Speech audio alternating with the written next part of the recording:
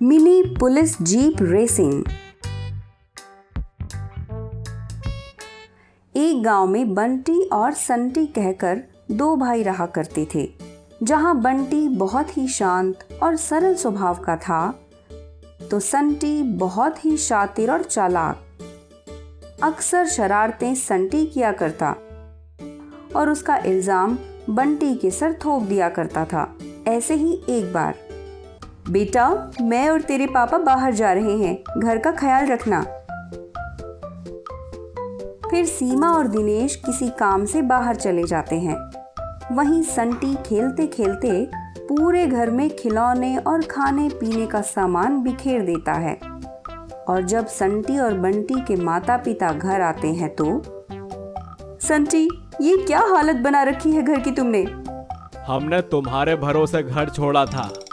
अब तुम्हें पता है तुम्हारी माँ को कितनी मेहनत करनी होगी ये सारा सामान समेटने के लिए। पापा मम्मी, ये मैंने नहीं किया, ये तो बंटी ने किया है। और पूरे घर में गंदगी फैलाकर वो बाहर जाकर मजे से खेल रहा है ताकि आप लोगों की डांट मुझे पड़े। अच्छा, ऐसी बात है, आने दे, आज इस बंटी की तो खैर नहीं। उसके बाद जब बंटी घर आता है तो माँ पापा दोनों ही बंटी को खूब डांट लगाते हैं। और बंटी को ये भी नहीं पता था कि उसे डांट क्यों पड़ रही है, लेकिन शांत स्वभाव का होने के कारण उससे कुछ कहा भी नहीं गया और वो चुपचाप माँ पापा की डांट सुनकर वहां से उदास होकर चला जाता है। देखो, ये कितना ढीठ हो गया है। हमारी डांट का भी इस पर कोई असर नहीं हुआ। कैसे बेशर्मों की तरह चला गया। अब मैं क्या करूं इस लड़के का? ऐसे ही दिन बीत रहे होते हैं। फिर एक दिन दिनेश का प्रमोशन होता है, जिसकी खुशी में वो अपने दोनों बच्चों के लिए मिनी जीप और मिनी बाइक लेकर आता है, जिसे देखकर बंटी और संटी बहुत खुश होते हैं। सैंटी, ये मिनी बाइक तुम्हारी है और बंटी, ये मिनी जीप तुम्हारी। क्या? ये जीप बंटी को? नहीं पापा, ये जीप मेरी है, मुझे ये जीप दो। मुझे ये मिनी बाइक नहीं चाहिए। नहीं भाई, मैं जीप किसी को नहीं दूंगा, ये मेरी है, पापा ने मुझे दी है। इस तरह दोनों भाई लड़ने लगते हैं। बस भी करो, अब कितना लड़ोगे?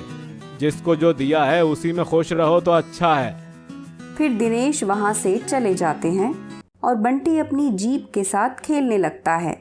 वहीं संटी को ये देखकर बहुत ही ज्यादा गुस्सा आता है। इसे तो मैं छोड़ूंगा नहीं। फिर उसी रात को संटी बंटी की मिनी जीप को तोड़ देता है।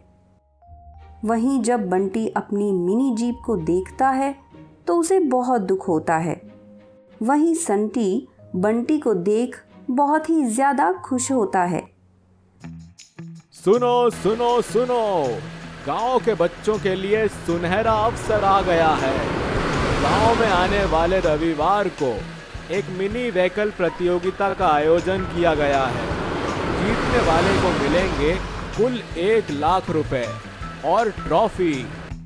वहीं ये खबर सुनकर गांव के सभी बच्चे बहुत खुश होते हैं।